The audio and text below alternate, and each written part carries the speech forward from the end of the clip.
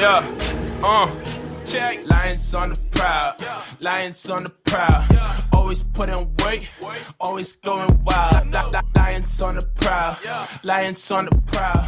Always putting weight. Always going wild. Best quarterbacks you ever heard. Get up, Matthew Stafford. Golden Tate, Marvin Jones. They gon' get it in the zone. No matter how they try to fan. Darius Slay gon' get it in. That Patricia Ball Grant. Making sure our players win. Got a dangerous offensive. They always bring the pain. Talking about that Ricky Wagner. Can't forget but TJ Lane. Detroit Lions got it locked. Tim and Jim gon' let you know. This the Lions on the prowl. Come on, time to start the show.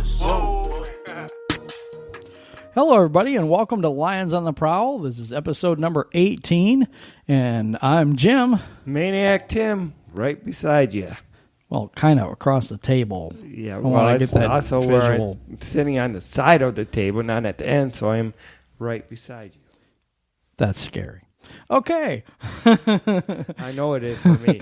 This episode is brought to you by West Michigan Nutrition. West Michigan Nutrition, where you can get delicious, nutritious shakes and energizing teas. They're located at 1705 Beacon Boulevard in Grand Haven, Michigan. And stop in and give our sponsors a visit and let them know that we sent you.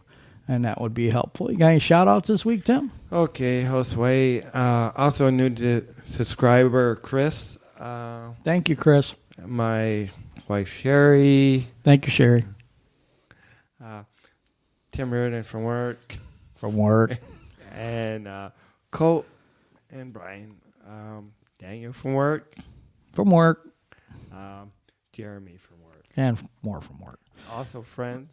We plan on going to a Lions game sometime together with some of these people. So Hope so. We're trying to get a group together and visit some games this year, so we'll see how that all works out. This year coming up, on some special shows coming up, NFC North preview coming up in late August, and that's going to be something special. We have a new Lions on the Prowl Roar section that will be starting soon with Kevin Frentner, the Roar. He's written an article already waiting to be published on lionsontheprowl.com. We also have him going to be doing fantasy football for us. That's great. And there'll be it'll probably be next week now. Running into a little technical difficulty on getting that into the show. So hopefully by next week we'll have that all worked out.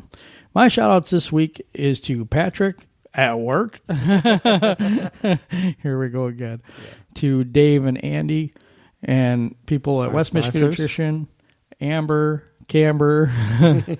and Andy's dad, Dave, who was on the show with us a couple weeks ago. Really good Lions fan. Just wanted to recognize you as we continue on our journey towards the Lions football season, preseason. Things are going to start popping here pretty soon.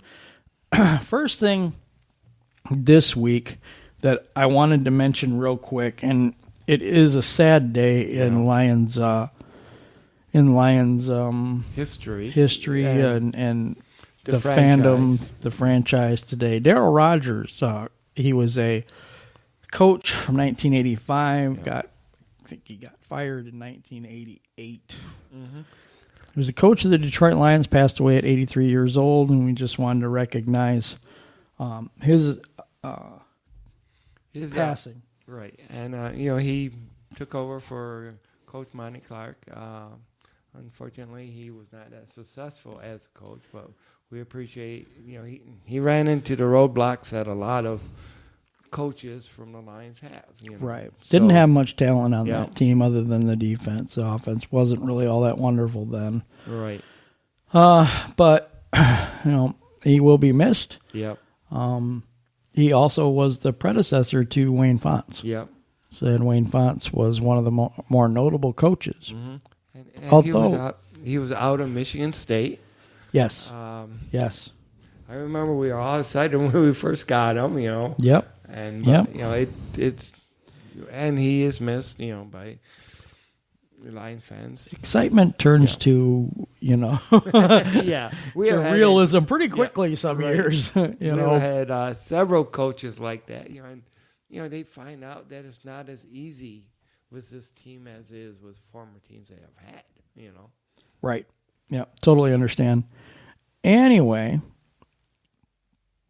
so this week we have our Legend of the Week. And usually we do the Legend of the Week first, but I really felt like it was, something to say about or talk about Darryl Rogers first. Yeah. So this week we have a Legend of the Week. His name is Bill Dudley. Yeah. He's one of the Dudley boys. There's also Devon. Bullet Bill. Oh, wrong Dudley boys. There's also Devon, Bubba Ray, and Spike. Yeah, which is Spike. what you do in the end zone. Yeah, you spiked that ball. Just kidding. No, Bullet Bill. Yeah. He was a halfback for the Lions. He played 3 seasons with the Detroit Lions, 9 seasons in total. His career was interrupted, though, to serve in the Army Air Corps during World War II. Wow. So that happened a lot, actually, with a lot of athletes that went off to war and then came back and stuff. And of course, the prime of his career, he ended up serving our country. And, of course, we want to recognize and thank him for that, too. Oh, yeah. Yeah. And he was 5'10", 182 pounds. He was inducted into the Hall of Fame in 1966. Wow. He had 8,217 combined net yards in his career. Wow. Scored 478 points with 23 career interceptions. So if he was also a defensive back, it looks like. He scored 11 touchdowns for the Lions, 1 on a punt return, 1 on an interception return, 7 pass receptions, and 2 rushes. So talk about doing it all. He was an impact player, that's for sure. Now in high school football, they have players that go both ways, as in they play offense and defense. Now maybe this was the same thing back then, where they played. And of course, Arena League does that too. Yeah, Arena League does that now. So after retiring, he was a scout for the Steelers and the Lions. Yep. He was named a first or second all NFL teams 6 times. Wow.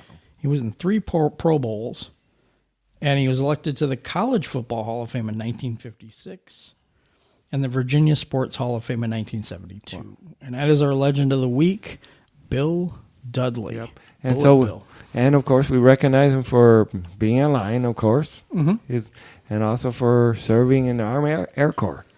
Yeah, a couple different things with that, worth going off to war and coming back, and it had to be, I know, like I said, there was a lot of athletes back then that did that, came back and finished out their careers. Yeah.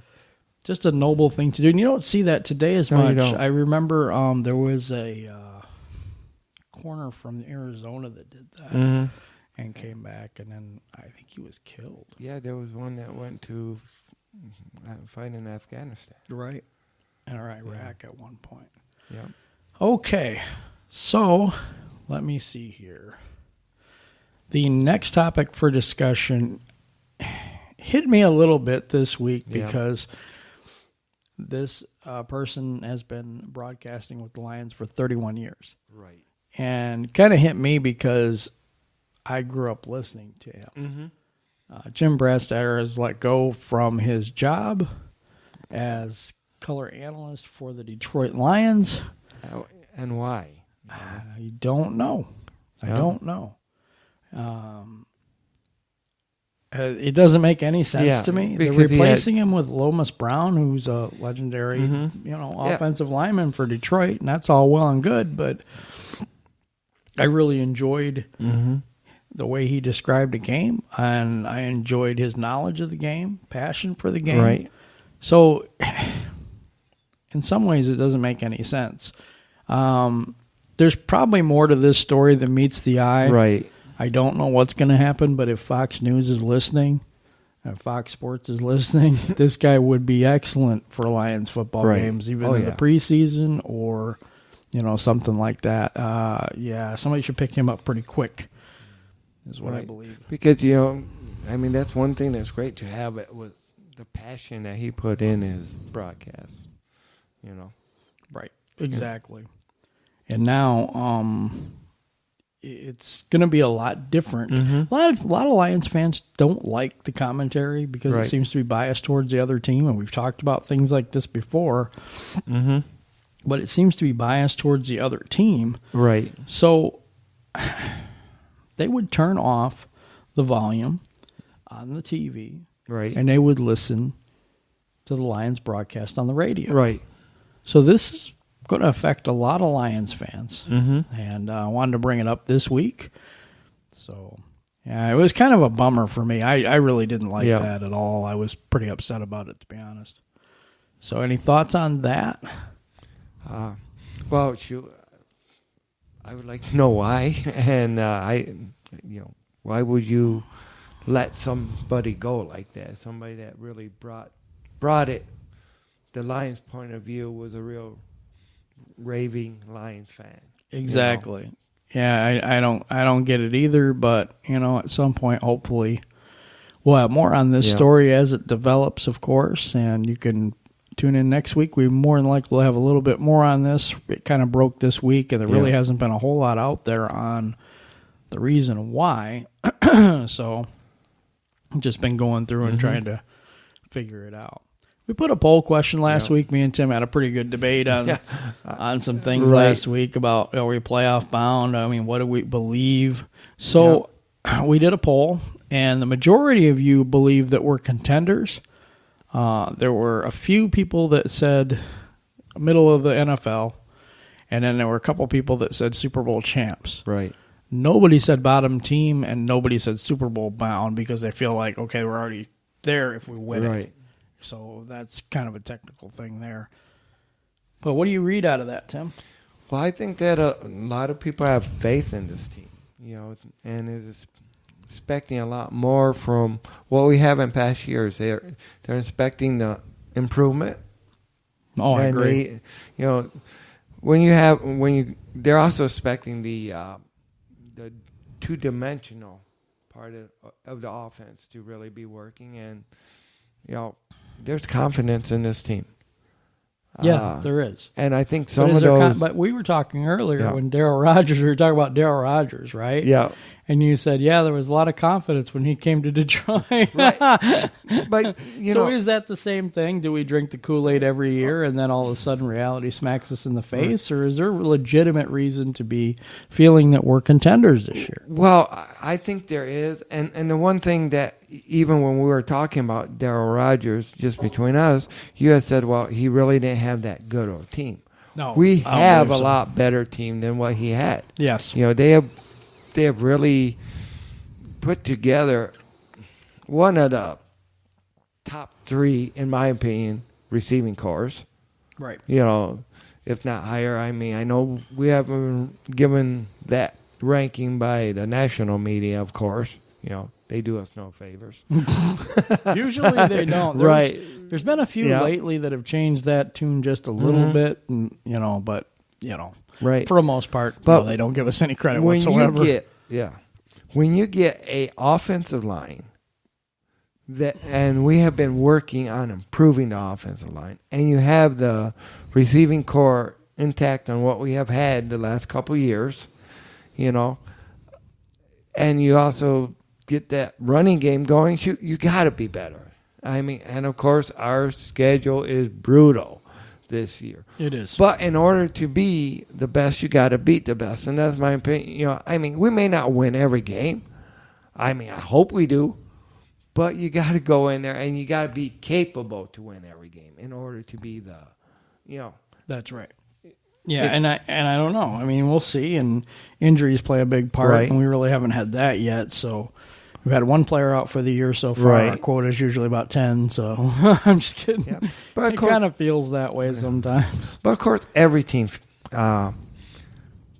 plays with those injuries and, needs to deal with it. And one of the things also that should help us is that the Lions have been building to have people to help take the places of the players, when they go down. Right. Right. Well, we've been building the depth, and having those 1 and 2 players, So that's where I'm thinking we're good. Of course, if Matthew Stafford goes down or something like that, better knock on wood. Yes. All right. He just hit himself in the head, for those of you that didn't see that. So he said knock on wood and hit himself in the head. That's only because I couldn't reach Jim, No. But, they got they got a team that I think that is capable of doing it. And I think that's what, people think that they are actually the contenders. How do you feel? Do you feel they have a chance to even, I feel they're contenders.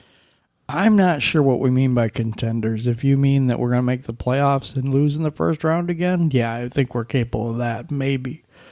But I don't think we're capable of getting out of the first round at this juncture. I mean, our offensive line is rated pretty darn high. It was number 8 rated by PFF, Pro Football Focus. And they were rated number 8 out of 32 teams. Yeah. So that's really good, and it bodes well for the running game, which bodes well for the offense. But we're playing teams that have done it longer, have had winning traditions, and we don't have that yet. We haven't proven it yet. I mean, you got to go out there and win some games and prove it first. But I think this year is going to be, it's like I said last week, it's a first-year head coach. It's a first-year defensive coordinator. It's a first-year defense, But one of the topics we have been discussed before is that has it been being built for, hasn't been being built for Jim or Matt for 2 years now. Sure, he's a first-year coach. But the system hasn't been in for but this year. Right. Because they weren't allowed to put his system in there. Mm-hmm. The players may be drafted for that type of a system, but they don't know the system. Well, as far as like the defense, it hasn't, but the offensive system has. Offensive system is the same. Yeah. We bring back a lot of offensive linemen. We insert one new one probably with Frank Gregg now. So it's solid. I think the offense is not the question mark. I think the defense is. So what changes do you think that they would really need to make to be, actual the top-notch contenders? Right now, I'm not sure because I haven't seen the defense play. Right. And that's where my key concern is the defense. I mean, I know it's not going to be rushed. It's going to be rushed by committee. Right. It's going to be linebackers rushing them. We understand that portion of it, but I don't know how it's going to work yet. Yeah. But, sometimes systems in itself can make changes quickly. True. And that, that's what we had with the run and shoot. I just think back to a long time ago where it was like we were all gung-ho that it was going to be a great season and everything, and afterwards it was like, well, Matt Stafford's like, well, it was our first year in the system, and now we know the system better, so we should be better at it this year. And there was those built-in excuses. Right. But, there's those same built-in excuses this year. Right. But, there's a point when we got to get past those excuses. I agree. I don't think we're there yet. I just don't. Yeah. But that doesn't mean that does not mean that we won't make it. I'm not saying that. I just don't know enough yet. Mm-hmm. I haven't seen the defense play. I haven't, seen the scheme really to know. I kind of know what it's going to be, but I haven't seen it work against an actual NFL team. Right. As in our personnel with that defense. Right. So I need that. Seems like every time we say the offense is going to be great, they just shoot themselves in the foot. And I need to see that they're not going to do that. But really, I think with what all we have done was bringing Quinn in, bringing Matthew Stafford in, bringing Golden Tate in, bringing Galloway in, and of course Patricia Galladay, Jones. All of them. It's good players. And I'm not saying. I remember the year we had all those good players and Calvin Johnson and Matthew Stafford, and how are they gonna stop us all? We ended up stopping ourselves 9 times out of 10. But we scored more field goals and touchdowns, it seemed like. Right. And that's what I have to see. Is this team mentally ready to make the next step? Physically, maybe they are. And scheme-wise, maybe they are. Talent-wise, I think they are. But are they mentally ready and mentally tough enough to take that next step? That's my problem. Yeah. Me, I think they are. I think they have proven it so far as for getting there. And I think that, that they have... I don't think they've proven it. Oh, well, they've been, They've been 9-7 the past 2 years. Right. They've only made the playoffs one of those 2 years, and they lost in the first round. Yeah. What does that prove? Well, it proves that they've been actually contending to make the playoffs. And then you add more pieces to that puzzle to make them better, so you got to get better at some point. No, I agree with you. I'm just like, and they also brought in, something to go, somebody to go ahead and get those tough yards, which they didn't have. That's true. They got LeGarrette Blount. Yeah, and they made the offensive line better. That's true. And the receiving core is the same. So, I think in Michigan we're spoiled by the Red Wings and some of the Pistons teams, to be honest, because the Red Wings 11 Stanley Cups. Right. There was a period of time where we knew they were going to be either in the finals or close to, and the first 2 rounds were just a gimme. Right. We knew we were going to the playoffs every year. We knew we were going to win the first, probably second round, and then it was waiting on Colorado or whoever was coming on. We're not there. But that's what I'm trying to say. We're not there yet. Yeah, but one of the things with the Red Wings, though, hockey being back then they didn't have a salary cap like that's they true. do now. So the Red Wings could go ahead and hire or get whatever they wanted. The Russian national team. That's basically what they did. Some of them. Russian 5. Right, and they got them that helped the game out a lot. The salary cap has really, in some ways, helped the Lions and hurt the Lions. Not, but it's a consistency thing for me. It's not so much because the Pistons did it, back-to-back championships, and they were contenders for a long period of time. Where you knew they were going to make the playoffs. That was a foregone conclusion. Right. It's just how good could they be when they hit the playoffs. And the thing is, we don't even think that in Detroit for the Lions yet. We just wonder if we're going to make the playoffs, what kind of year it's going to be. We're kind of look forward to what's going to be the destroying factor of the year. But it's injuries. I mean, seriously, we are so conditioned for them to lose that, and maybe that's part of the problem, like you've said before, but we're so conditioned for them to lose that it's a surprise when they win, when they get to the playoffs or they win anything or they look like they're going to be good. But, I've been talking to, a lot of Lions fans that feel a lot different. That feel like, that feel they are ready. I mean, there's some that has even said, I'm not saying they're going to go to Super Bowl. But I'm thinking they're going to go ahead and surprise a lot of people. They could, and I'm saying that this time of year is when a lot of people say those type of things. Right. And a lot of times it's not true. Right, but I think that with what they have done in the past and what they have did this year, I think we're going to see results. Now, granted, things can be taken away. Of course, we have one of the things was the respect that we have been dealing with the issues. Of course, I think it's not all just against Lions, with the refs, but I think that there's the refs, like Green Bay, they have done it, so they may go ahead and look harder against another team that plays them that hasn't. But I do remember when Green Bay really sucked, and they were saying the same exact thing. We gotta go ahead and just win that first playoff game in advance. Now the Lions have done that, not in recent years. 91. Yeah, 91. Yeah, and like I say, not in recent years, but instead of advancing, they went ahead and fell back. I'm just saying that instead of just taking that step, I think they're ready to take that leap to go ahead and maybe win 1 or 2 playoff games this year. Okay. And I think respect your opinion, but I respectfully disagree. And it's not to be, I'm not trying to be the killjoy here and all that stuff. I'm just trying to tell you what I really think. Right. I mean, this season could go so many different ways because we just don't know what Matt Patricia's effect is going to be on the whole team, how they're going to come out, how he's better coaching against other teams because we haven't had a coach that can out-coach another coach in a long time. Say that again fast. But anyway. We haven't. Another coach that could out-coach another coach in a long time. Yeah. in years. Yeah. So, I mean, that's an advantage. Right. They have an offensive line like we haven't had in years. Right. And that's an advantage. But does it all translate to 2 playoff wins? I don't know. I don't know that.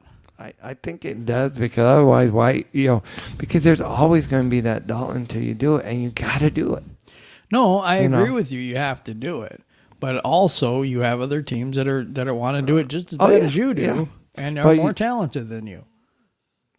But there are other teams that are less talented than us, and that have beat us.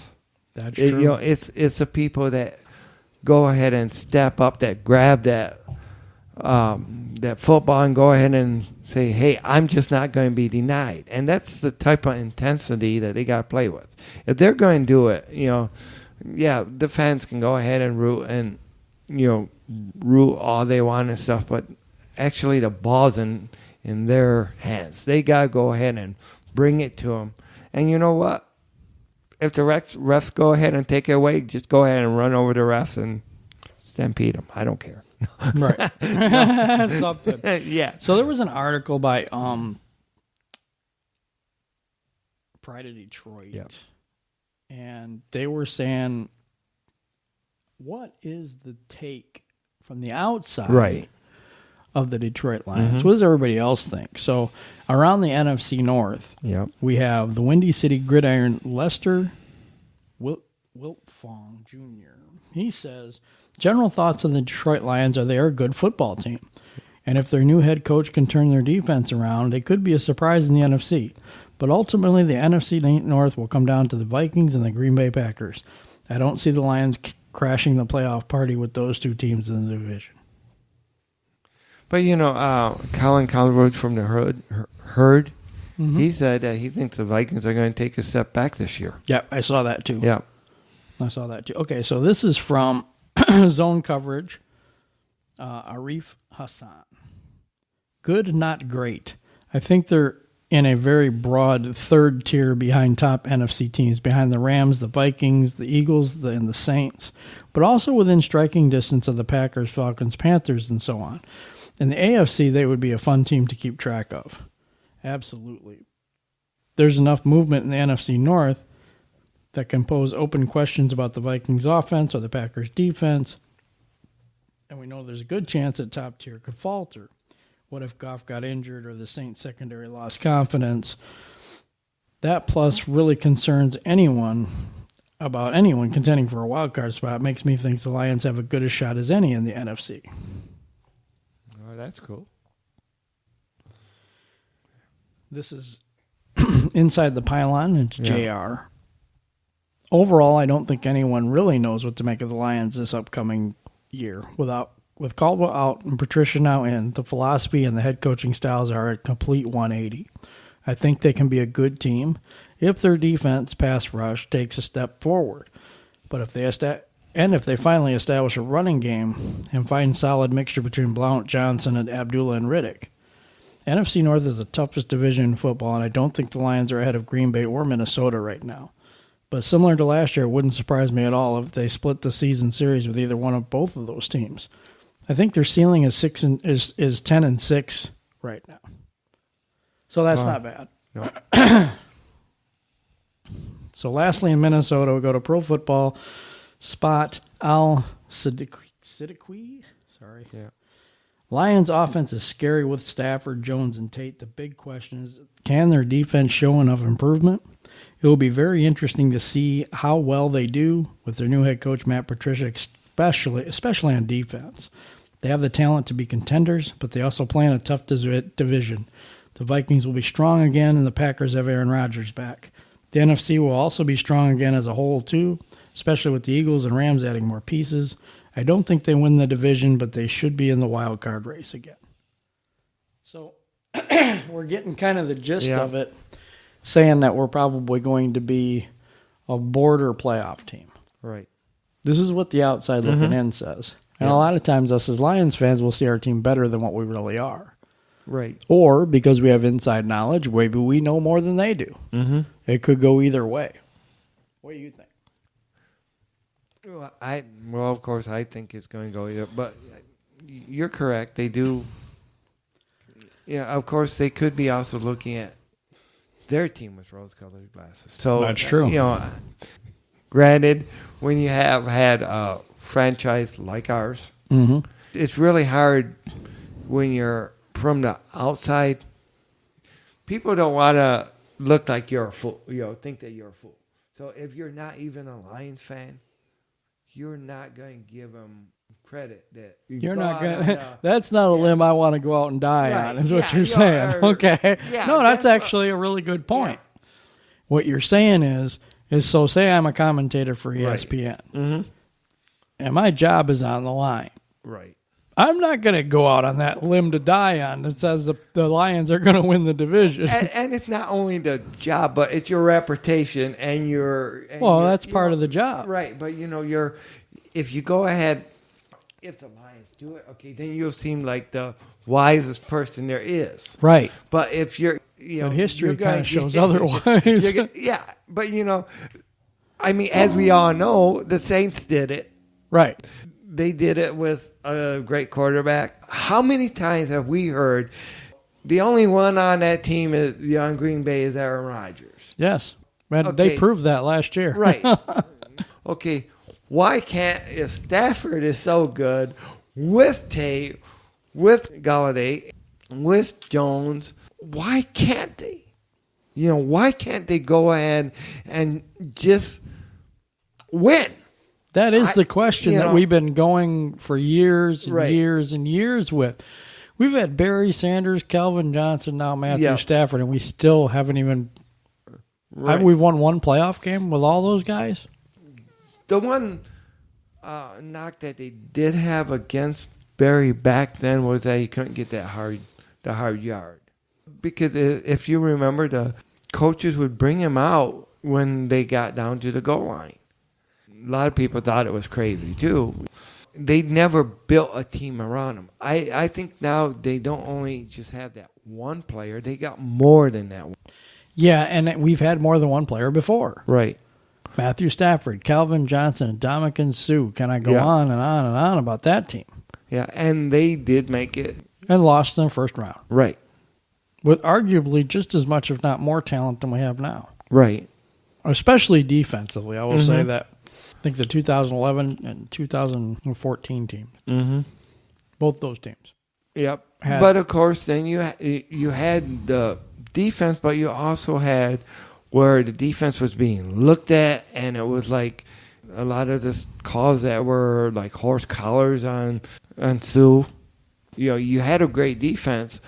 The NFL wasn't ready for the toughness that the Lions brought back then. And so it was looked as being dirty, so there was a lot of calls that went against them, that nulligated. But there's a lot of calls that goes against us now. Right. It's never any different. Right. I'm not trying to say we're the only team that gets bad calls. I'm not saying that. But I'm saying we've been particularly blessed by the officials each and every year, and we've had probably more apologies than anybody I've ever heard of. Right.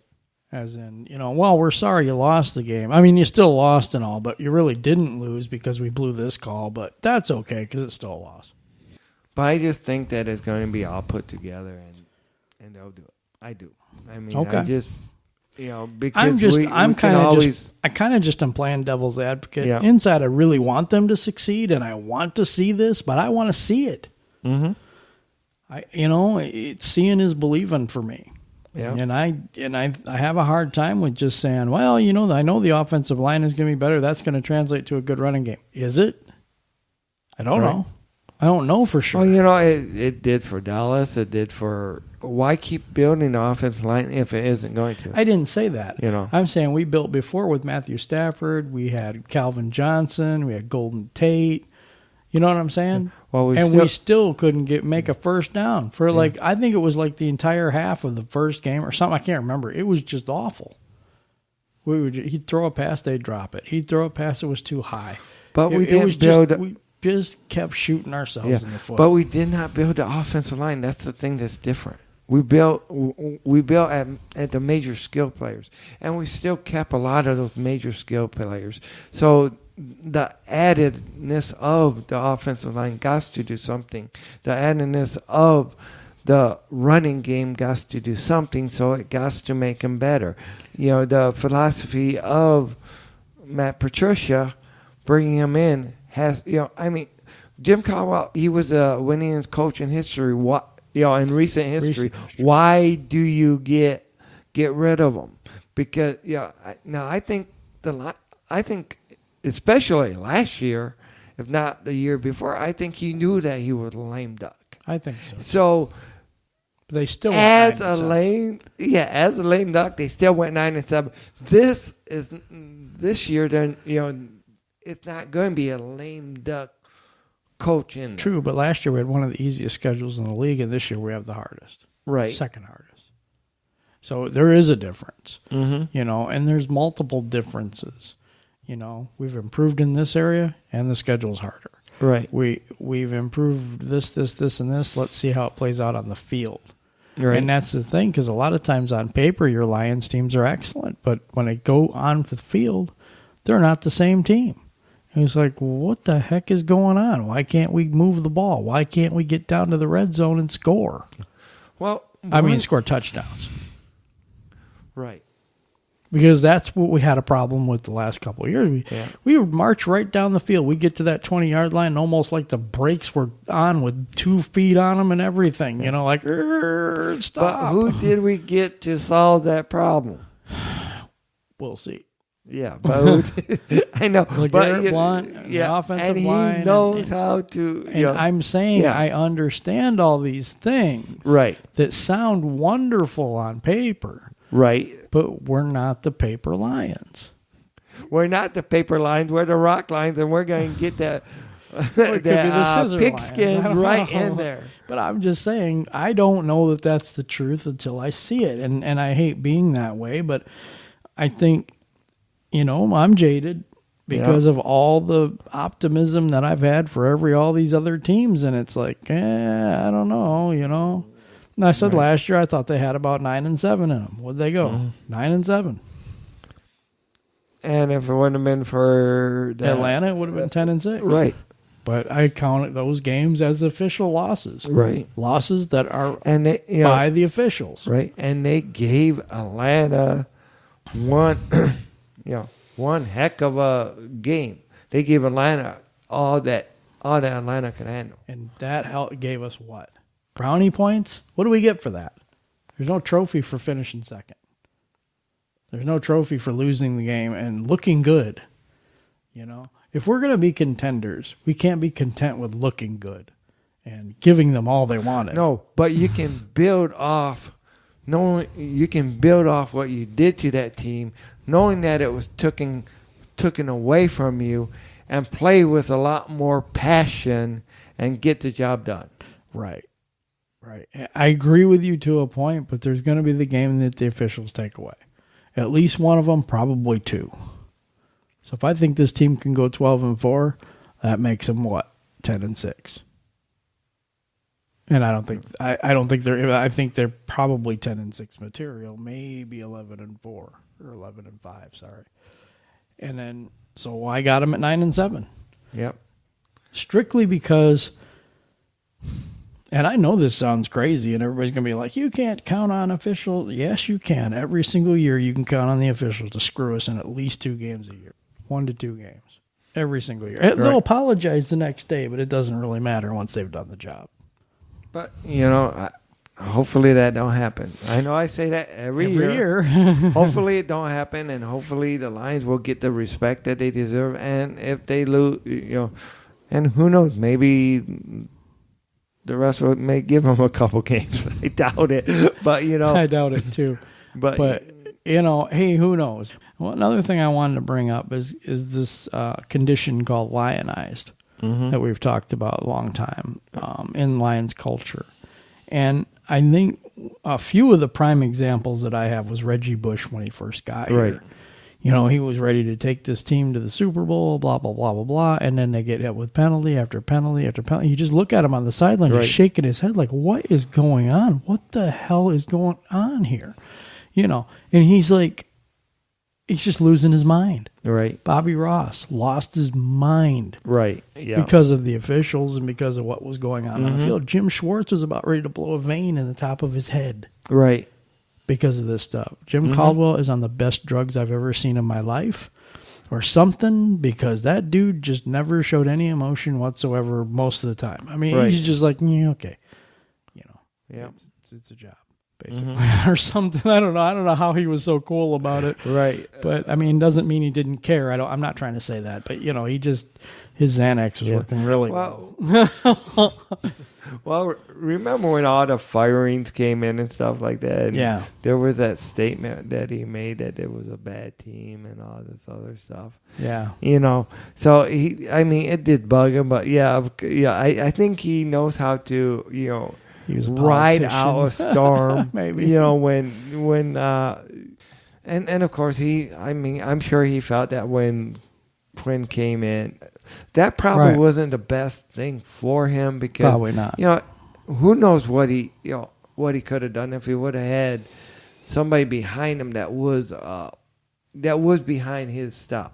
Right. You know, and built the team for him. But you know, that's the past now. He ended up taking over. You know.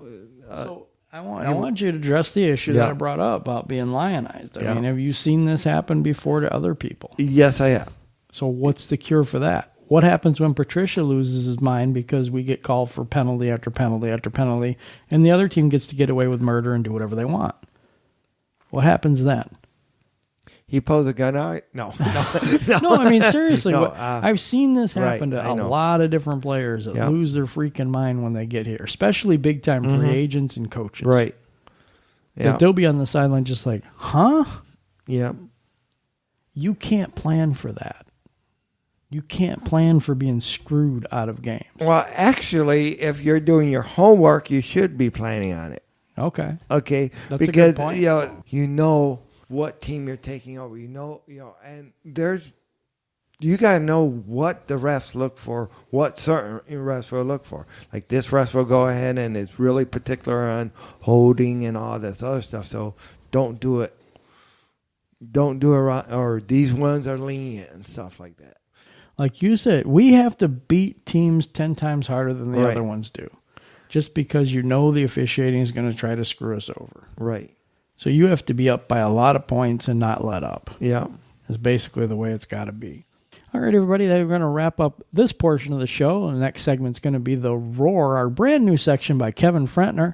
We ask that you'd hit the subscribe button, and we're going to give it to Kevin in a minute. Yeah, and thank you for joining the team, Kevin, and looking forward to working with you, and let's hear that roar. Let's hear the roar. Yep. Take it away, Kevin.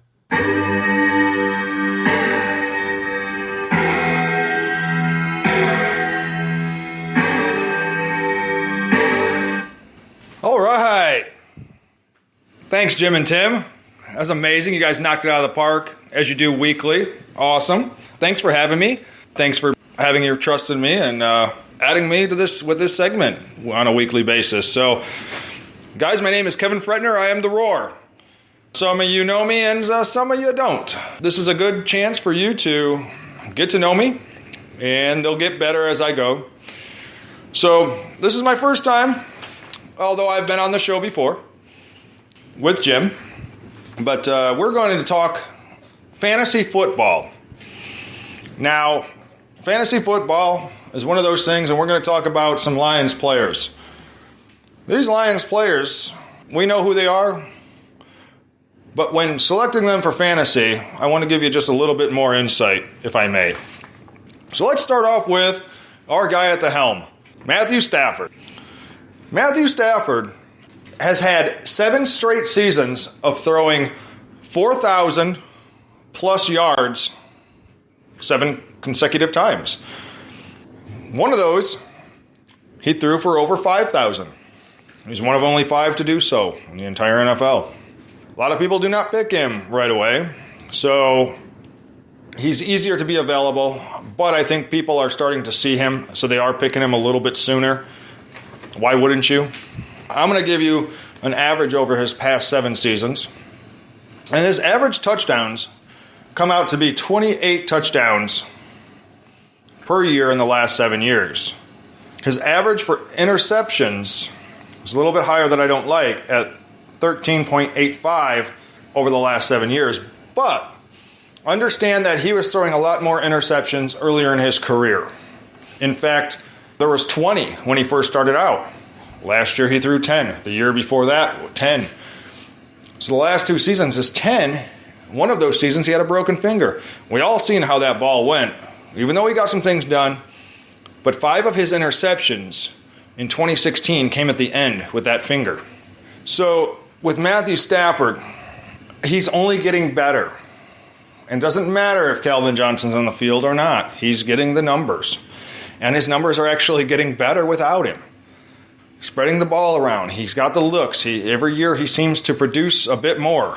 Last year he had, 4,446 yards. I want to give him the same, but then some. Now remember, Kenny Golladay is coming back. You got Golden Tate, you got Marvin Jones. Both them guys last year over 1,000.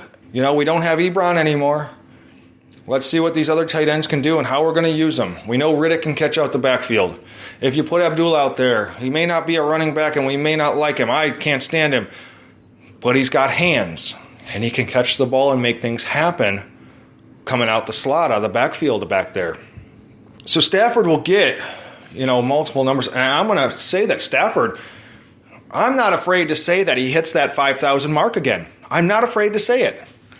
Picking Stafford is a very safe bet. He's been picked over and over again, I'm looking around, to be 30 touchdowns. Few players are. Heck, Tom Brady, by the way, not picked to get 30 touchdowns. And I'm going to tell you, because that's another story for another day, but I do believe that the Patriots are going downhill. I'm going to give Matthew Stafford 36 touchdowns. His best ever, only 8 interceptions. I'm just going to go out on a limb and tell you 5,011 yards. Will he get it? I don't know, but he's going to be close. He'll be close. He'll have more than he had last year. We're going to open up the run game for him. They're rating the offensive line ranked number 8. I want you to think real quick. That is half of what we were ranked last year at number 19. And we were a sloppy mess out there, just putting in anybody we could, and they just weren't getting it. And we missed a lot of the pieces to our puzzle last year. Yet now we've added. So with Rag now, he's never given up an interception. He creates holes. I'm feeling it. There's a reason why we're ranked number 8. So Stafford, yes. Now Marvin Jones. Over the past 3 seasons, here's my numbers and my thoughts. In Cincinnati, 2015, he had 65. Now remember this, 65 receptions with 816 yards, 4 touchdowns.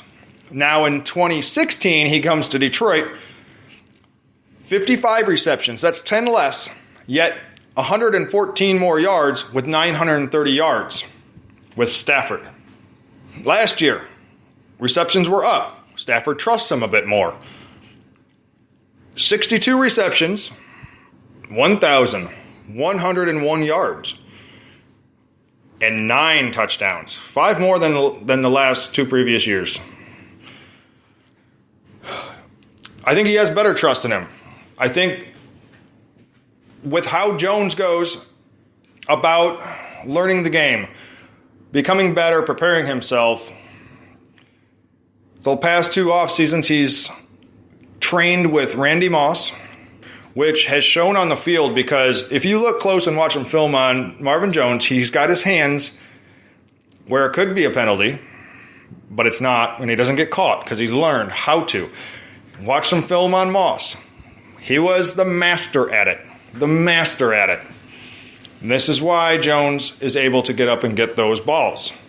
Now, with his second, his numbers keep going up.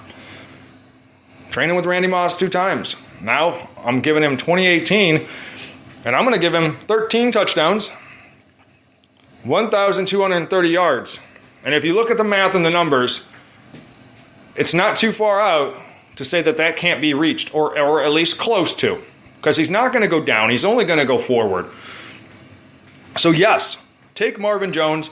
He's going to give you 16 games. Stafford, again, I left this out, but he's going to give you 16 games. And you can break his back, and he's going to come out in a wheelchair. It doesn't matter. He's going to be there. You got Golden Tate. Well, Golden Tate I had on my fantasy last year, and I didn't play him very much. Now, he's a guy, gets targeted 120 times, and he catches 92 of them last year. I mean, his percentage is up like over 76%, which is good. He's going to catch the ball, but he was used a little bit different.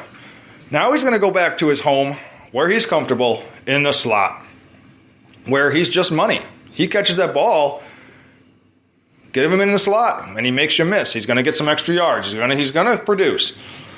Golden Tate is not a big touchdown kind of guy, but he will get you those yards on the field, and he will get some touchdowns. And think of his previous three. 2015, 1,331 yards, 4 touchdowns. He had more yards than Kelvin Johnson's that year. In 2016, he had 1,077 yards and 4 touchdowns. So his number goes down. 2017, just breaks the 1,000 mark at 1,003 yards. He had 5 touchdowns, so he went up 1. There's a lot of things with Tate. Tate has to prove, and he wants to prove. He's that kind of guy, that player. He's going to be out there. He's going to be more. I see him around the 5-6 touchdown mark. Yards may be around the same, but a little bit less. Remember now, Kenny Galladay's coming out there. Riddick's going to be out the backfield. But we don't know how we're going to use a tight end set, so I do expect his numbers to be up. Does he hit 1,000? I'm not sure, just because of different things. But it will be close if he does not. So, my big one that I want to talk about is Kenny Galladay.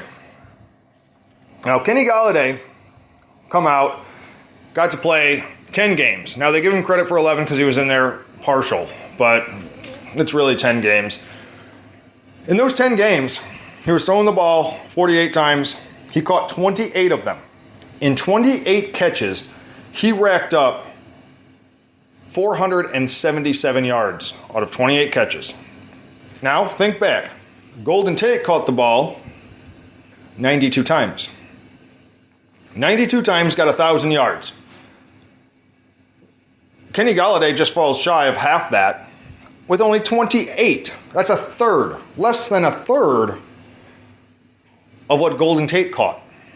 Now, he only started 5 games, but if you put him in there, which he will be, and he will be starting 16 games, what are the possibilities for Kenny Galladay with a Matthew Stafford?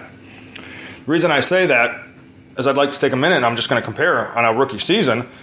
Now, don't take my words wrong, but Kelvin Johnson's rookie year, I didn't have the quarterback, but he has a skill to make anybody look good. For Kelvin Johnson, comes out there in 2007 and racks up, he was throwing the ball 93 times. Now get it, he was picked to be targeted that way. Catches the ball 48 times, that's 20 times more. He racked up 756 yards, he got 4 touchdowns, had 1 fumble. But he played 15 games, and he started 10. Now, he racked up 279 more yards than Kenny Galladay got with the starts that he got. Can Kenny Galladay get 279 yards in 6 games? I think he could. And I think that in the games that he's played, his previous games from what he had last year, he's going to have more yards in these games this year. He's going to be used more. Stafford's got respect for him now. He's comfortable. He trusts him. He's going to get those looks. And he's got Stafford. See, that's the difference. So you can look at a rookie year, and I'm telling you, this is with Stafford. You're not getting the time. No, you're no Kelvin Johnson.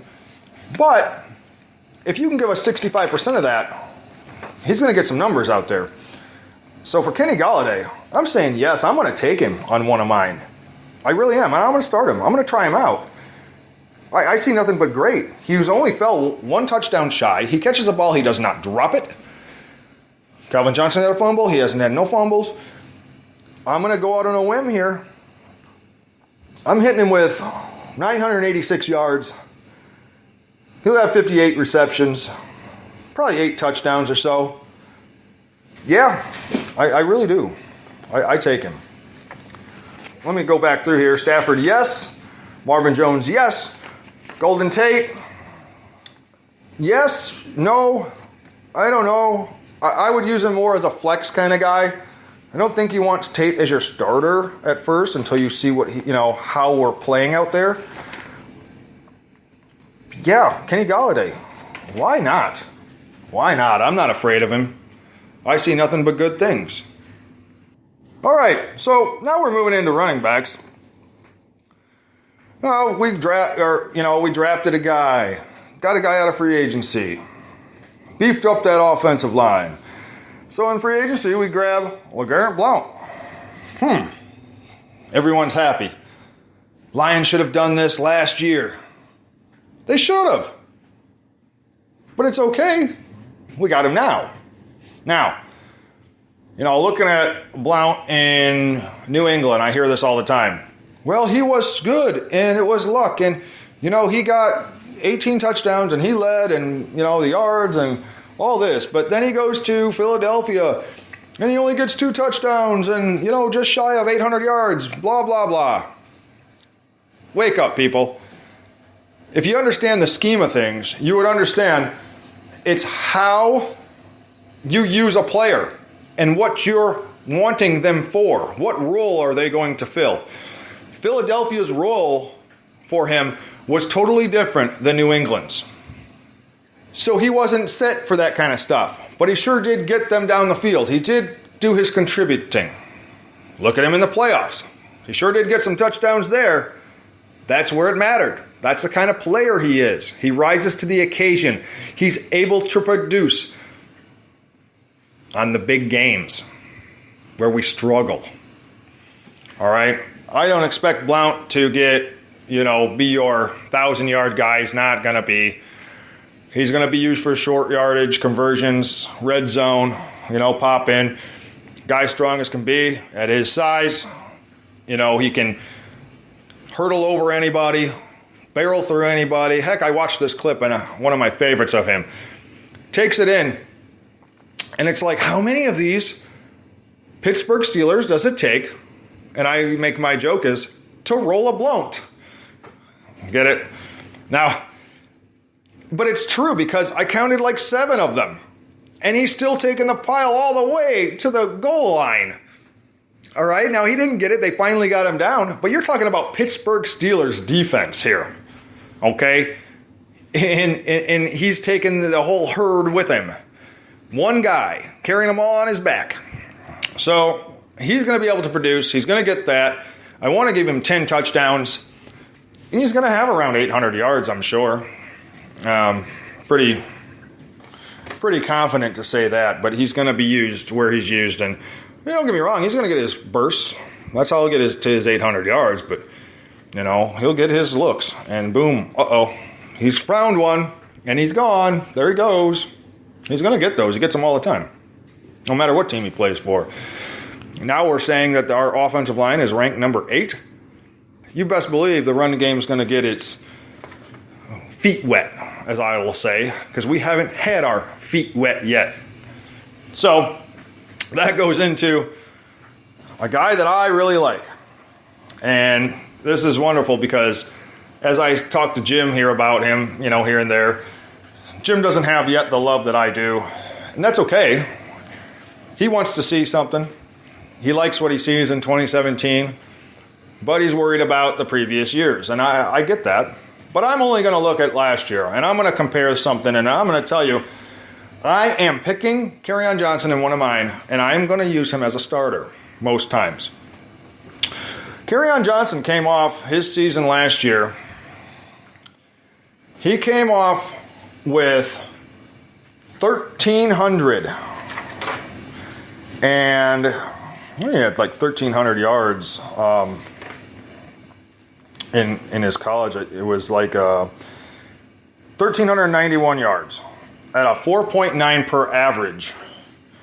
He ran the ball 285 times. Okay? he had 18 touchdowns. He had 24 receptions for 194 yards. That's 8.1 per on the reception. But they didn't use him a lot, out of the backfield that way. Now, Johnson can block well. There's a lot of things that we don't seem to recognize in picking when we pick our picks. It wasn't a big name talked about. And everybody was upset. Why did we want this guy, that guy? Oh my gosh, Barkley. Barkley's number 1, Browns. Why didn't you take him? You had the chance. I'm going to tell you why the Browns didn't take him. Because they picked up Carlos Hyde, and a better fit to run with Carlos Hyde in their minds would have been Chubb, who they picked. And I can agree with that. I really can. See, I'm going to compare, and when I tell you, because Saquon Barkley ran the ball 217 times and got 1,271 yards. That's 5.9 per carry. That's 1 yard more than Johnson got. He caught the ball 54 times and racked up 632 yards. That's 11.7 per, 3.6 more on reception than Kerryon Johnson. But now both guys were SEC Offensive Players of the Year. Wonderful. But let me ask you this question. The SEC compared to the Big Ten, no, don't shoot the messenger here. Don't yell at me. Because, I'm a huge Michigan fan. And I even like Michigan State. Unless they're playing Michigan. Then we're not on the same page there. It's all Michigan all the way at that point. But let's be honest with ourselves. The Big Ten is a much lesser, weaker division than what the SEC is. The SEC is a much tougher division to play in. Yet, Kerryon Johnson surely didn't affect him none. He produced more, or yet the same. They both had 18 touchdowns on the ground. Could Johnson, with his style, he's playing the SEC. I think he would have had more had he played in the Big Ten, Penn State. I think if you threw him the ball 30 more times, would he have had better? Yes, he would catch the ball, and he would have more. Okay? And it was easier to get yards and receptions playing in the Big Ten than it is the SEC. And I think that another reason the Browns seen what I seen, that Barkley is going to be that player that produced so well in college. Now remember, he played on Penn State. He's going to come to the NFL. And we're going to wonder what happened. Where did you go, buddy? I think that's my call on him. I think Kerryon Johnson is our dark horse. He's going to be staring in the eyes for Rookie of the Year. Mark my words. Remember this, please. In case it happens. You can yell at me if it doesn't and make fun of me. But that's where I'm going with this one. It's a safe bet, I think. It's still a 50-50. He's a rookie. We ain't seen him on the field, but I see something good on him. I haven't been this excited that I went out and bought myself a signed Kerryon Johnson Pro Line helmet and got his rookie card.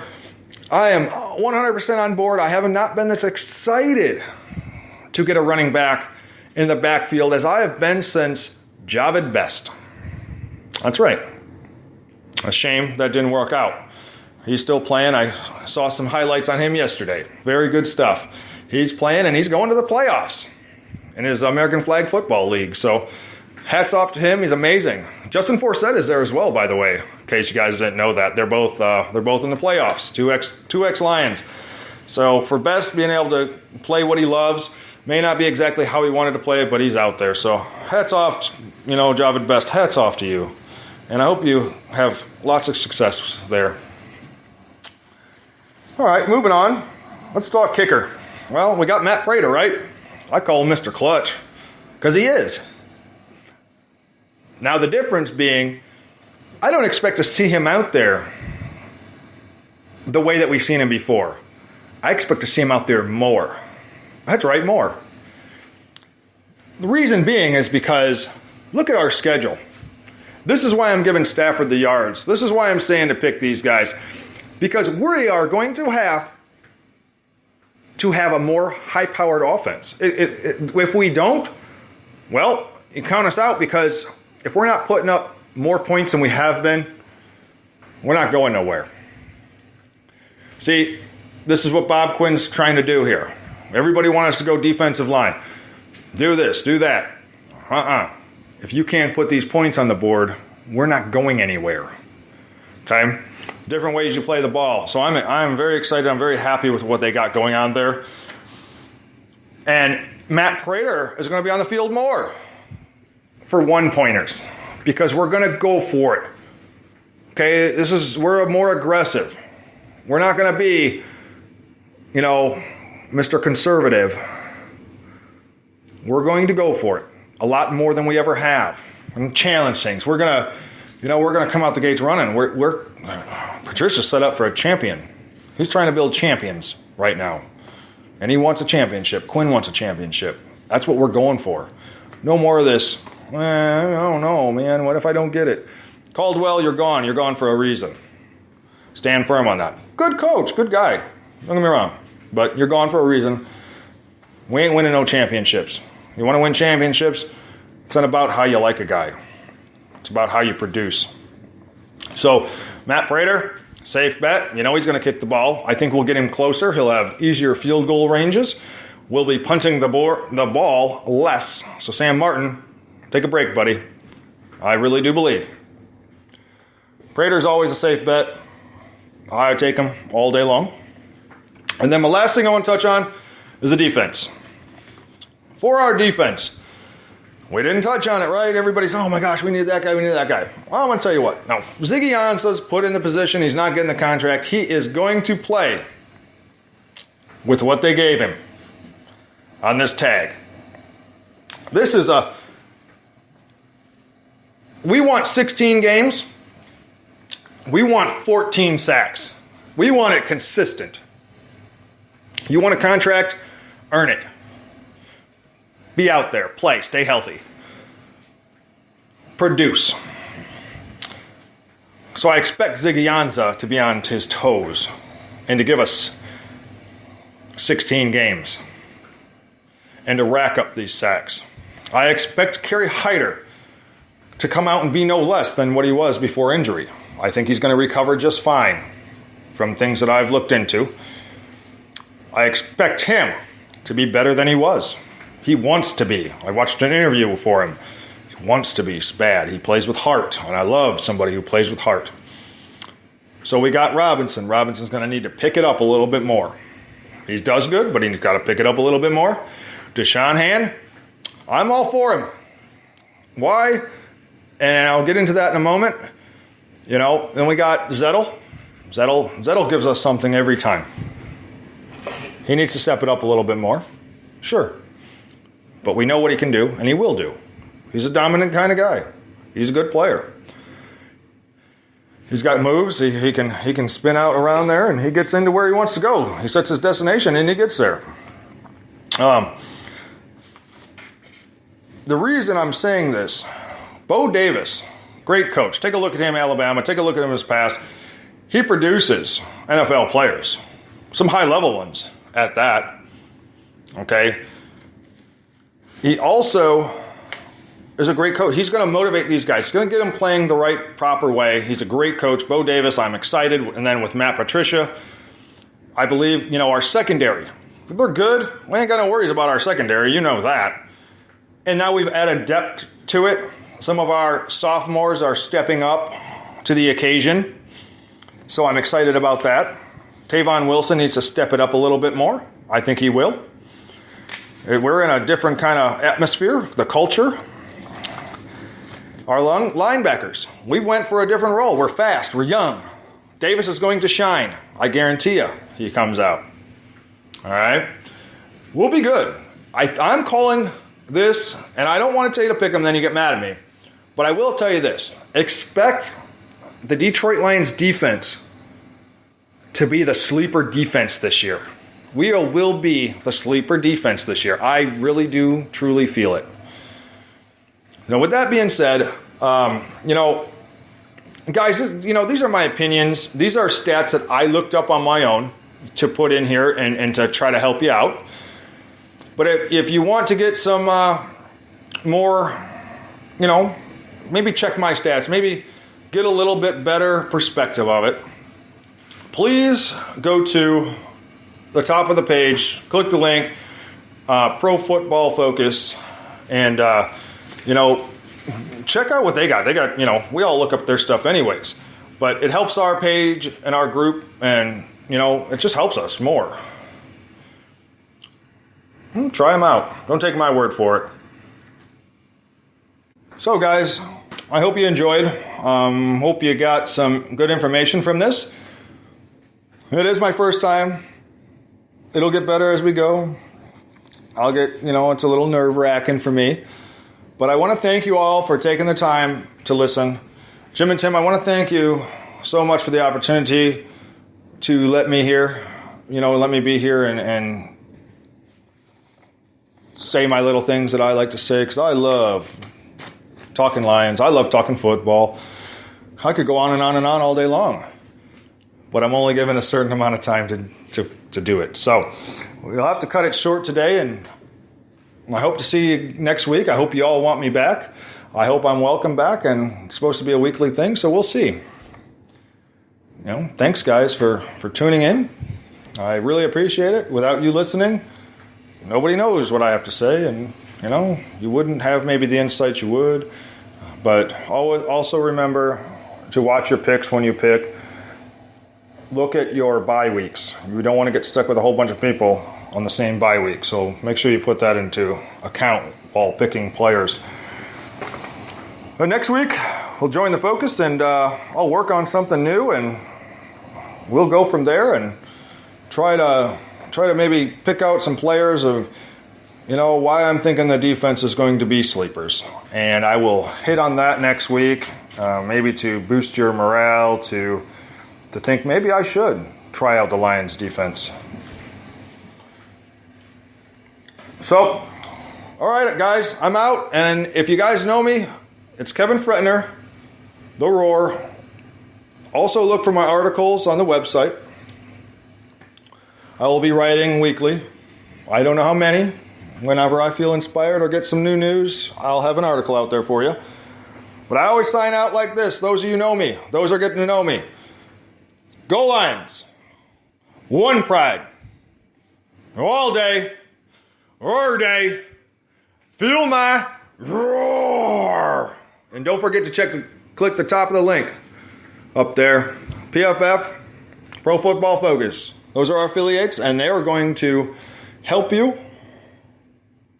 Until next week, guys. Have a good week.